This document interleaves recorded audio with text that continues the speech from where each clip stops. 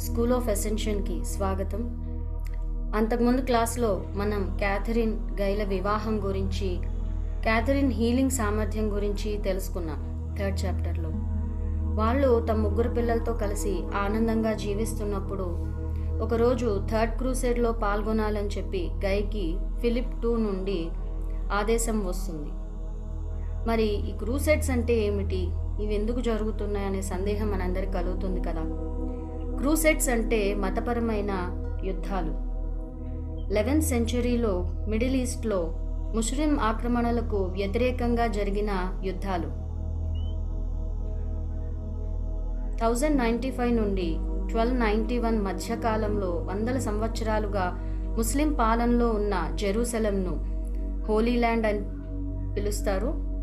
ఆ హోలీ ల్యాండ్లో Israel, Jordan, Lebanon, Syria, Palestinian territory, టర్కీలోని సౌత్ వెస్ట్ పార్ట్, ఇవన్నీ కూడా హోలీ ల్యాండ్లో ఇంక్లూడ్ అయి ఉంటాయి అన్నమాట. వీటిని తిరిగి పొందేందుకు లాటిన్ చర్చ్ డైరెక్షన్లో చేసిన తిరుగుబాట్లే ఈ crusades. Islamic prophet Muhammad 632 AD అంటే 7th సెంచరీలో మరణించాక ముస్లిమ్స్ జెరూసలంని మెడిటేరియన్ సీకి తూర్పున ఉన్న దేశాలైన సిరియా, లెబనాన్, పాలస్తీనియా, నార్త్ ఆఫ్రికాలోని ఈజిప్ట్ని ఆక్రమించుకున్నారు. అవి అన్నీ అంతకుముందు క్రిస్టియన్ల పరిపాలనలో ఉండేవి. ఈ ప్రదేశాల్ని పాలించే ఇస్లామిక్ డైనాసిటీస్ 1073 AD వరకు ఈ వెస్ట్రన్ కంట్రీస్తో స్నేహ సంబంధాలని కొనసాగించేవి. 1070 తర్వాత ఒట్టమాన్ టర్కిష్ ఎంపైర్ వచ్చినప్పటి నుండి ఈ స్నేహపూర్వక సంబంధాలు అనేవి చెడిపోయి మతపరమైన యుద్ధాలు మొదలయ్యాయి. ఫస్ట్ క్రూసేడ్ 1096 నుండి 1099 సమయంలో లాటిన్ చర్చ్ యొక్క పోప్ అర్బన్ II ఆధ్వర్యంలో మొదలైంది. క్రిస్టియన్స్ అందరూ కలిసి రావాలని, జెరూసలంని తిరిగి పొందాలని కొంతమంది రాజులు, పోప్ ఈ క్రూసేడ్స్కు పిలుపునిచ్చారు. ఇలా మొదలైన ఈ మొదటి యుద్ధం ముస్లింలు, యూదులకు చెందిన పురుషులు, స్త్రీలు, పిల్లలపై జరిగిన ఘోరమైన మారణకాండతో ముగిసింది. ఫ్రెంచ్, జర్మన్, ఇటాలియన్, నార్మన్కి చెందిన సైనికులు తిరుగుబాటుదారులుగా యూరోప్ నుండి లెబనాన్కి చాలా దూరం ప్రయాణించి వచ్చే క్రమంలో వ్యాధులతో మరణించారు. చాలామంది మతం పేరుతో తొలగించబడ్డారు. ఇలా సైనికులు చచ్చిపోయారు, అలాగే మన నార్మల్ పీపుల్ కూడా చాలామంది చచ్చిపోయారు. వీరందరి దృష్టి ఈ మిడిల్ ఈస్టర్న్ ల్యాండ్స్లో ఉన్న భూమిని, అక్కడ ఉన్న అద్భుతమైన సంపదను దోచుకోవాలని. Roman king Conrad II, France king అయిన లూయిస్ II, పోప్ యూజినిస్ అండదండలతో 1147లో నిర్వహించబడిన సెకండ్ క్రూసేడ్ కూడా ఒక పెద్ద విపత్తుగా మారింది. క్లేర్వాక్స్ మఠాధిపతి బెర్నార్డ్ ద్వారా సైనికులు యుద్ధంలో క్రైస్తవ మత సామ్రాజ్యం కోసం అనేక ముస్లిం కోటలను స్వాధీనం చేసుకున్నారు. కానీ సలాదీన్ అనే సార్సియన్ నాయకుడు వీటిలో ఎక్కువ ప్రాంతాలని తిరిగి స్వాధీనం చేసుకున్నాడు. ఈ యుద్ధంలో పాల్గొన్న వాళ్ళందరూ కూడా దొంగలు, దోపిడీగాళ్ళు, హంతకులు. ఈ యుద్ధం కూడా వినాశనంతోనే ముగిసింది.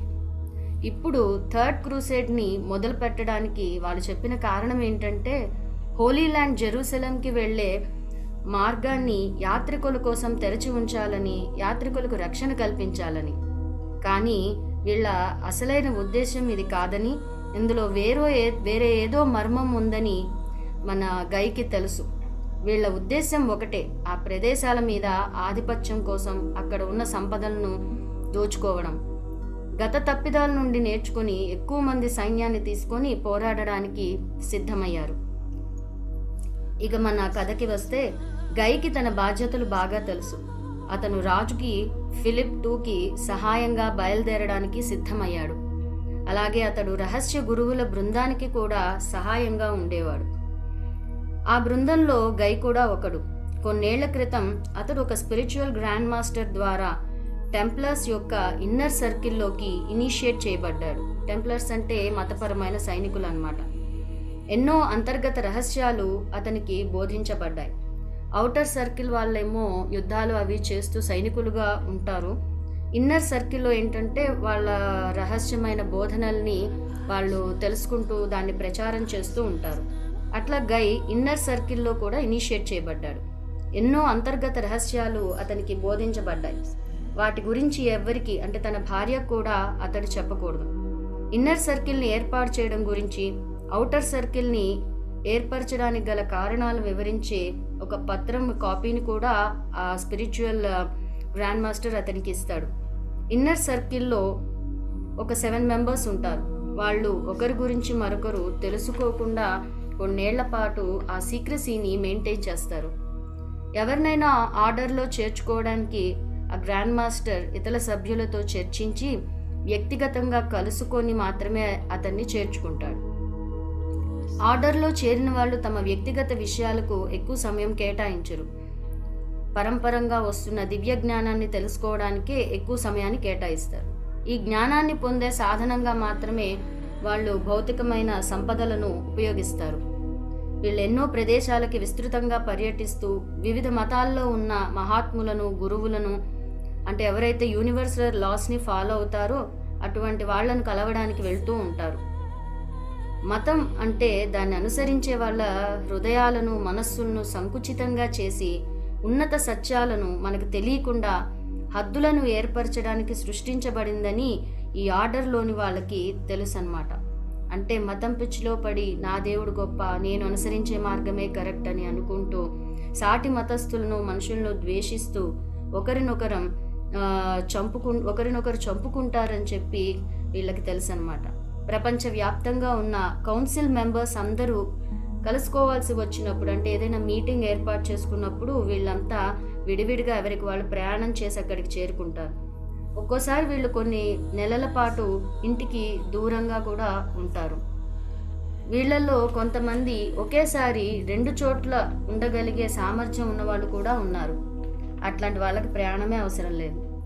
గైని ఈ ఆర్డర్లో చేర్చుకోవడానికి పిలిచినప్పుడు అతనికి తన తండ్రి గుర్తుకు వచ్చాడనమాట.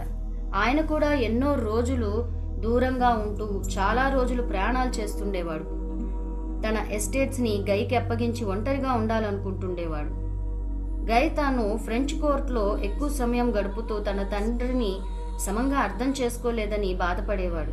ఎక్కువ సమయం గడిపినట్లయితే తన తండ్రి ఆర్డర్ గురించి తనకి ఇంకా ఏమైనా చెప్పేవాడేమో అని బాధపడుతుండేవాడు. కానీ కోర్టులో ఉండకపోతే అతడు క్యాథరిన్ని కలుసుకునేవాడు కాదు, ప్రేమించి పెళ్లి చేసుకునేవాడు కాదు. ఇన్నర్ సర్కిల్లో ఉండే మెంబర్స్ తూర్పు దేశాల నుండి నేర్చుకున్న రహస్య బోధనలను జాగ్రత్త పరుస్తారు. డివైన్ ఫెమినైన్ ప్రిన్సిపల్ని కూడా సంరక్షిస్తూ ఉంటారు. వాళ్ళు రోమన్ క్యాథలిక్ చర్చ్ ఆమోదించిన విధంగా వర్జిన్ మేరీ ఒక ఆరాధనను ప్రచారం చేస్తారు. కానీ విచిత్రం ఏంటంటే రోమన్ క్యాథలిక్ చర్చ్ గాడెస్ వర్షిప్ని అసలు యాక్సెప్ట్ చేయదు. అంటే వీళ్ళు దీన్ని వక్రీకరిస్తూ చెప్పారన్నమాట. గై క్యాథరిన్కి ఆర్డర్ గురించి సంబంధించిన విషయాలను కొన్ని చెప్తాడనమాట. ఆ విషయాలు ఆమెకు అంతకు ముందే తెలిసినప్పటికీ కూడా మౌనంగా మాట్లాడకుండా కూడా ఉండిపోతుంది. వర్జిన్ మేరీ అంటే మదర్ మేరీని ఎంతో గొప్పదానిగా చూపించి ఆమె స్థితిని ఎవ్వరూ చేరుకోలేరు అన్నట్లు ఎలివేట్ చేసి చెప్పారనమాట. అంటే ఎప్పుడైతే మనం బాగా వాళ్ళు గొప్పవాళ్ళు అని అనుకుంటామో మనం సామాన్యులం, మన వాళ్ళ స్థితికి చేరుకోలేము, వాళ్ళలాగా మనం ఉండలేము అని ఒక అభిప్రాయం ఏర్పడుతుంది. అలా మనం కూడా ఆ గాడెస్ ఎనర్జీస్ని యాంకర్ చేయకుండా అది వర్జిన్ మేరీ అయిన మదర్ మేరీకే సాధ్యం కానీ మనెవ్వరికీ కాదు అని చెప్పి వాళ్ళు అట్లా సప్రెస్ చేసేశారు. జీసస్ భార్య అయిన మేరీ మెగ్డలీన్ని ఒక వేశ్యగా చిత్రీకరించారు. ఈ విధంగా గాడెస్ ఎనర్జీస్ అందరిలోనూ యాంకర్ కాకుండా దాన్ని సప్రెస్ చేసేశారనమాట. భూమి మీద, స్వర్గంలోనూ అలాగే విశ్వంలో అన్నిట్లో కూడా ఈ డివైన్ ఫెమినైన్ ప్రిన్సిపల్ అనేది దివ్యమైనది, పవిత్రమైనది అని వీళ్ళందరికీ తెలుసు. కాబట్టి ఈ ఇన్నర్ సర్కిల్లో వాళ్ళు ఈ మత యుద్ధ సమయంలో ఈ డివైన్ ఫెమినైన్ ఎనర్జీస్ని గ్రౌండ్ చేయాలని, ముఖ్యంగా ఇది జెరూసలంలో జరగాలని అనుకున్నారు. వీళ్ళు అనుకున్నది కరెక్టే, కానీ వీళ్ళ యొక్క దృక్పథం కానీ అది ఇంప్లిమెంటేషన్లోకి వచ్చినప్పుడు కానీ చాలా డిఫరెంట్గా ఉందన్నమాట. అంటే డిస్టార్టెడ్ ఇన్ఫర్మేషన్ని వీళ్ళకి అందించారు.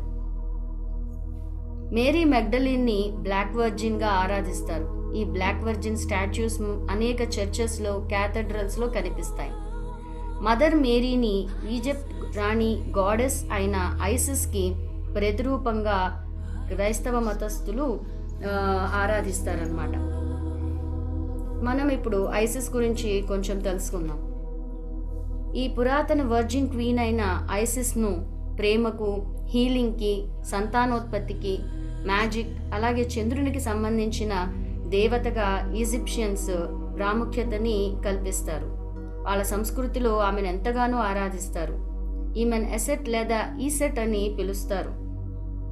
కానీ ఎప్పుడైతే ఆమె ఒక దేవతగా మారిందో, పూజించడం మొదలుపెట్టారో, అప్పుడు ఆమె పేరు ఐసిస్గా మారింది.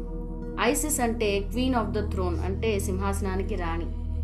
ఈజిప్షియన్ మైథాలజీ ప్రకారం ఐసిస్, ఆమె భర్త ఒసైరిస్ ప్రపంచంలోని మొదటి పాలకులు. వారు ప్రపంచంలోని స్త్రీ పురుషులకు నాగరికతను, ప్రొడక్టివ్ లైఫ్ని నేర్పించారు. కానీ ఒసైరిస్ సోదరుడు సెట్ అసూయతో ఒసైరిస్ని హత్య చేసి అతని శరీరాన్ని ఈజిప్ట్ అంతటా ముక్కలు చేసి పడేశాడు. ఐసిస్ అంతా వెతికి అన్ని శకలాలను ఒక చోట చేర్చి అతన్ని మళ్లీ సజీవంగా మారుస్తుంది. ఈజిప్ట్ మైథాలజీ ప్రకారం ఈమె చనిపోయిన మానవ ఆత్మలకు తిరిగి జీవితాన్ని ప్రసాదించగలదు. అంతేకాకుండా చనిపోయిన వారిని మరణాంతర జీవితంలోకి ఆహ్వానిస్తుంది. ఆమె సింబల్ని టైట్ ఆమ్యులెట్ అని అంటారు. ఇది ఐసిస్ రక్తాన్ని సూచిస్తుందని, మరణాంతర జీవితంలోకి ప్రవేశించేటప్పుడు ఈ సింబల్ ఒక శక్తివంతమైన రక్షణగా ఉంటుందని భావిస్తారు. అనేక దేవాలయాలను ఈమెను ఆరాధించడానికి నిర్మించారు. ఫిలే ద్వీపంలో పాంపీ శిథిలాల తవ్వకాలలో ఒక ఆలయం బయటపడింది. దాన్నే ఫిలే టెంపుల్ ఆఫ్ ఐసిస్ అని పిలుస్తారు. ఈమె కన్యగా ఉంటూనే తన మ్యాజికల్ పవర్స్తో హోరస్ను గర్భం దాల్చి అతనికి జన్మనిస్తుంది. హోరస్ పసివాడిగా ఉన్నప్పుడు అతన్ని రక్షించడానికి ఆమె తీవ్ర ప్రయత్నాలు చేస్తుంది. అంటే ఈ సెట్ నుంచి రక్షించుకోవడానికి తన కొడుకుని ఆమె ఎంతో ప్రయాసపడుతుంది. ఈజిప్ట్ సింహాసనాన్ని హోరస్కి ఇవ్వడానికి ఆమె ఎంతో కఠినమైన పరిస్థితుల్ని ఎదుర్కొంటుంది. వారిద్దరి సాన్నిహిత్యం వారిని ఆదర్శవంతమైన తల్లి కొడుకుల సంబంధంగా పరిగణించబడింది. ఆమెను మాతృత్యాగానికి, భక్తికి చిహ్నంగా గుర్తించి ఆమెను మదర్ గాడెస్గా పిలుస్తారన్నమాట. ఒసైరిస్ సోదరుడు సెట్ ఎన్నో ఎసోటరిక్ టీచింగ్స్, అంటే ఈ రహస్యమైన బోధనలన్నింటినీ కూడా వక్రీకరించి చెప్పాడు. భూమి మీద టీచ్ చేయడానికి వచ్చిన చాలామంది స్టార్ సీడ్స్ చీకటి మార్గంలో వెళ్లేందుకు అతడు కారణమయ్యాడు. అంటే ఇన్ఫర్మేషన్ని డిస్టార్ట్ చేసి చెప్పడం, తప్పుగా చెప్పడం వల్ల మనుషుల ఎదుగుదల అనేది ఆగిపోయింది. ఈజిప్ట్ మైథాలజీలో హోరస్ను ఎప్పుడు చనిపోతూ మళ్ళీ మదర్ ఐసిస్ సహాయంతో తిరిగి జీవించే కొడుకుగా చిత్రీకరించారు. సేమ్ ఇలాగే 1000 సంవత్సరాల తర్వాత జీసస్ కూడా చనిపోయి మళ్ళీ మదర్ మేరీ సహాయంతో, అంటే దైవిక స్త్రీతత్వ శక్తి సహాయంతో పునరుద్ధానం చెందాడు. అందుకే మదర్ మేరీని ఐసిస్ ప్రతిరూపంగా క్రిస్టియన్స్ భావిస్తారు. నిజానికి బైబిల్లోని ఎన్నో ప్రసిద్ధమైన కథలు పూర్వపు ఇతిహాసాల నుండి, అనేక దేశాలలోని పూర్వకాలంలో ఉన్న కథలపై ఆధారపడి ఉన్నాయి. ఇంకా గై ఏం చెప్తాడంటే, ఈ బోధనలు మొదట్లో ఆర్డర్లోని ప్రతి ఒక్క కొత్త సభ్యుడిని ఆశ్చర్యపరిచాయట. కానీ వాళ్ళు అనేక దేశాల మాస్టర్స్ను కలుసుకొని మాట్లాడినప్పుడు, రకరకాల మతాలకు సంబంధించిన డిఫరెంట్ లెవెల్స్లో ఇనిషియేషన్ తీసుకున్నప్పుడు ఈ బోధనలన్నీ నిజమని వారికి అర్థమైంది. ప్రతి మతంలోనూ ఉన్న సత్యం ఏమిటంటే, ఉన్నది ఒకే దేవుడు లేదా పరమాత్మ. అది స్త్రీ కాదు, పురుషుడు కాదు. అది శాశ్వతమైన ఒక సృష్టి చేసే ఒకానొక గొప్ప శక్తి. అది నిత్యం చైతన్యంగా ఉంటూ సృష్టి చేస్తూనే ఉంటుంది. అందరూ గుర్తు పెట్టుకోవాల్సిన విషయం ఏమిటంటే, ప్రపంచంలోని విషయాలు ఎప్పుడూ మారుతూ ఉంటాయి. ఈ పరమశక్తిని ఎవ్వరూ ఆపలేరు. ఏదైనా ఒక పుస్తకంలో ఉన్నట్లు ఆ పుస్తకం బైబిల్ అయినా, ఖురాన్ అయినా, వేదాలైనా, ఏ పుస్తకమైనా సరే, ఎప్పుడూ అందులో చెప్పబడినట్లే జరగాలనే ప్రయత్నం కానీ, అటువంటి ఎక్స్పెక్టేషన్ కానీ అనవసరం. ఎందుకంటే సృష్టి, జీవితం ఎప్పుడూ మారుతూ ఉంటుంది, అప్డేట్ అవుతూ ఉంటుంది. కానీ మనిషి మాత్రం ఒక చోట ఆగిపోయి ఎదగకుండా తనకు తానే హాని కలిగించుకుంటున్నాడు. తన ఇష్టాయిష్టాలను పక్క వాళ్లపై బలవంతంగా రుద్దుతూ పాత పద్ధతులలో ఇతరులను బంధించడానికి ప్రయత్నిస్తుంటాడు. ఇన్నర్ సర్కిల్లోని వాళ్ళు ప్రకృతిని ఒక సజీవ పుస్తకం అనేది బోధిస్తారు. ప్రకృతి నిరంతరం మారుతూ ఉంటుంది. ఆ మార్పులను గమనించి కొత్త విషయాలను నేర్చుకోవాలి. ప్రకృతిని గౌరవించడం అంటే జనన మరణ రహస్యాల్ని స్వీకరించడం. అంతేకాని జంతువులు, పక్షులు, చేపలు, అడవులో దొరికే వస్తువులపై మనం ఆధిపత్యం వహించడం కాదు. మనం ఆ జీవులలో ఒకరిగా కలిసిపోయి మాట్లాడలేని ఆ మూగజీవుల సంరక్షణ బాధ్యతను తీసుకోవాలి అని గై చెప్తాడు. ఇక్కడ ఆసక్తికరమైన విషయం ఏమిటంటే డివైన్ ఫెమినైన్ ప్రిన్సిపల్ని స్వీకరించాలి, ఇది యాంకర్ చేయబడాలి, గౌరవించాలి అని వారందరికీ బోధించబడినప్పటికీ ఏ స్త్రీని వాళ్ళు ఇన్నర్ సర్కిల్లో జాయిన్ చేసుకోలేదు. ఈ ఇన్నర్ సర్కిల్లో ఇనిషియేట్ చేయబడిన వాళ్ళలో చాలామంది భార్యలకు ప్రత్యేక శక్తులు, లక్షణాలు ఉన్నాయి. కానీ ఎవ్వరూ కూడా ఆ స్త్రీమూర్తులను ఈ గ్రేట్ మిస్టరీస్లో ఒక భాగంగా చేర్చాలని భావించలేదు. అంటే వీళ్ళు చెప్తున్నారు కానీ ఆ డివైన్ ఫెమినైన్ ఎనర్జీని యాంకర్ చేయడానికి తగిన అట్మాస్ఫియర్ కానీ, లేకపోతే వాళ్ళని ఎంకరేజ్ చేయడం కానీ, వాళ్ళందరినీ తీసుకురావడం కానీ వాళ్ళు చేయట్లేదు. అది ఇంప్లిమెంటేషన్లోకి రాలేదు. గై తన వ్యక్తిగత సైన్యాన్ని బందోబస్తుగా తీసుకొని ఫ్రెంచ్ ఆర్మీస్తో ఫిలిప్ IIకి సహాయంగా యుద్ధానికి వెళ్తాడు. యుద్ధం జరుగుతుంది. ఎంతోమంది సైనికులు అటువైపు ఇటువైపు చనిపోతారు, గాయాల పాలవుతారు. ఇంకా బతికున్న వాళ్ళల్లో చాలామంది సరైన పోషకాహారం లేక, పారిశుధ్య లోపం వల్ల, అలాగే పరిశుద్ధమైన నీరు దొరకక, వాతావరణంలోని మార్పుల వల్ల, అందరూ గుంపుగా ఒకే చోట ఉండడం వల్ల సైనికులు, ఈ యుద్ధంలో పాల్గొన్న వాళ్ళు చాలామంది రోగాల పాలవుతారు. హోలీ ల్యాండ్కి చేరుకున్న తరువాత ఈ గై వీళ్ళందరూ ఆర్డర్లోని ఇన్నర్ సర్కిల్లోని మిగతా టెంప్లర్స్ని కలుసుకోవాలనుకుంటారు. వాళ్ళకంటూ కొన్ని కోడ్ వర్డ్స్ ఉంటాయన్నమాట. దాని ద్వారా వాళ్ళు ఒకరినొకరు గుర్తుపడతారు. జేన్ హస్బెండ్ అనమాట. అంటే జేన్ మనం మాట్లాడుకున్నాం కదా సెకండ్ చాప్టర్లో, జేన్ ఎలనోరు పిలిగ్రిమేజ్కి, ఈ యాత్రకి బయలుదేరిన వాళ్ళలో ఆ జేన్ హస్బెండ్ అలెగ్జాండర్ సీజ్మెన్ కూడా గైలాగే యుద్ధంలో పాల్గొనడానికి వస్తాడు. అతడు కూడా ఈ ఆర్డర్కి సంబంధించిన వాడే.